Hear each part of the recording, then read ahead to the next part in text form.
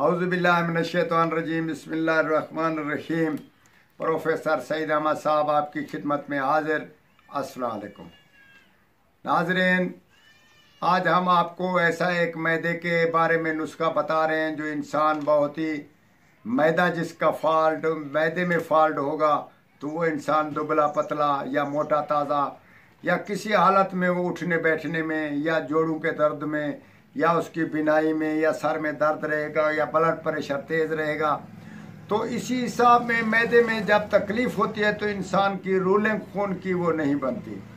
तो हम जो चीज़ बतला रहे हैं वो इंशाअल्लाह ताला आप खुद भी अंदाज़ा लगाया करें और सोचा करें, और डॉक्टर हजरात प्रोफेसर हजरात भी इस हमारे नुस्खे में गौर करें। हम जो बतला रहे हैं वो इंशाअल्लाह ताला फ़ायदे से कम ना होगा। ये चैलेंज से हम नहीं बतला रहे, ये अल्लाह के फजल से हम आपको बतला रहे हैं कि इसमें वाकई फ़ायदा होता है।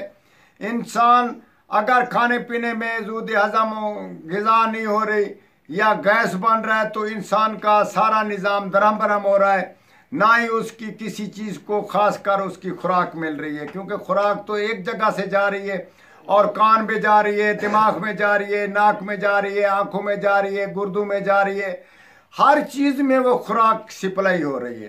तो इसी हिसाब में हम आपको बतलाते हैं, मुख्तसर बयान करते हैं कि आपकी मैदा जो है ना वो इंशाअल्लाह ताला टाइट हो जाएगा। मैदे की इस्लाह के लिए, मैदा सही बनाने के लिए गैस ना होगा, मैदे में जूद हज़म ग़िज़ा जल्दी हज़म होगी।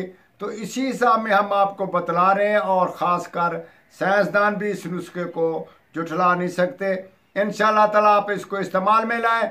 जब आपका हाजमा ठीक हो जाएगा तो सबको ठीक हो जाएगा, तंदुरुस्ती होगी, बीमारी ना होगी और बीमारी ना बढ़ेगी, बच्चों के मसले ना पैदा होंगे, औरत को जो हम तकरीबन बीमारियां पैदा होती हैं वो ना होंगी, मर्द के लिए जो बीमारियां पैदा होती है वो ना होगी, जो परेशानी होती है वो ना पैदा होगी। तो ये सब चीज़ इसी ही के नुस्खे में होती है। तो हम आपको बतला रहे हैं, अगर किसी आदमी का हाजमा ऐसा है कि अगर कोई चीज़ खाता है तो हजम नहीं होता, तो एकदम उसको पेचस या दस्त या मोशन शुरू हो जाता है, 1 या 2 बार मोशन आता है। तो इसी हिसाब में यानी कि पूरा उसका फुजला जो है वो पूरा फुजला फुजले की तरह नहीं होता, तो उसमें फॉल्ट ये होता है कि ख़ास कर उसको दस्त या पेचस लग जाते हैं या मोशन लग जाते हैं। दूसरे हिसाब में ये होता है कि उसका अगर हाजमा ठीक नहीं है तो उसको कब्ज़ शुरू हो जाती है, कभी कब्ज़ होगी, कभी कुछ होगा, कभी कुछ होगा। तो इसी हिसाब से कब्ज़ अगर होगी तो दिल की धड़कन तेज़ हो जाएगी, आंखों की बिनाई चली जाएगी, बाल सफ़ेद हो जाएंगे। इसी हिसाब से उसके जो घुटने हैं वो भी ख़राबी में पड़ जाएंगे। हम आपको एक इशारा बतला रहे हैं तो आप समझ करें, आगे आप खुद समझदार हैं।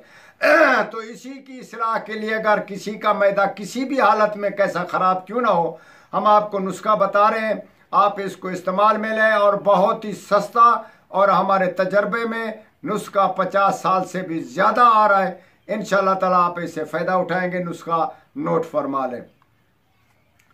मुख्तसर बताता हूँ, तो वज़न खुद तायद कर लें, तो थोड़ा लेना है या ज़्यादा लेना है तो उसके हिसाब से आप खुद उसको इस्तेमाल में ला सकते हैं।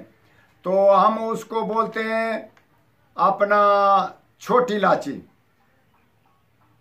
छोटी इलायची ले लें 1 तोला, और 1 तोला ले लें जनाब आली मिश्री, जिसको हम चीनी से बनती है वो मिश्री होती है, उसको हम कूजा मिश्री भी बोलते हैं या वो कैसे भी है, हम उर्दू में उसको मिश्री बोलते हैं, वो ले लें।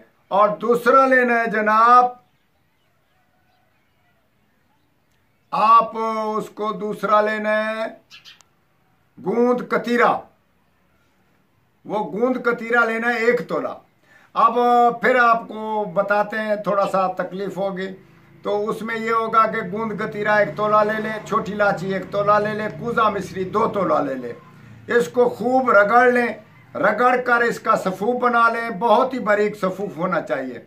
सफ़ूफ बना लें और उसमें आपने छिलका इसबगोल का यानी कि 1-2 तोला उसमें डाल देना है, उसको रगड़ना नहीं है, छिलके इसबगोल को रगड़ना नहीं है, उसमें डालकर और उसको बराबर यानी उसमें फेंट दें, बराबर कर दें। तो उसके बाद आप उससे 1 चिमटा लेना है ताज़ा पानी के साथ।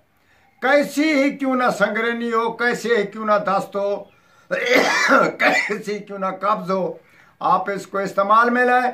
2 खुराक में आपको मालूम पड़ जाएगा कि हमने क्या चीज़ खाई है। और तकरीबन 21 दिन खाएं, 1.25 महीना 41 दिन खाएं, 11 दिन तो वैसे लाजमन खाना है। इंशाल्लाह ताला आपकी ये संगरेनी, दस्त, पेचस और उसके बाद ज़ुद हज़म ग़िज़ाएँ या उसमें कब्ज़ हो रही है या पेचस मोशन लग रहे हैं, तो आप इसको इस्तेमाल करें।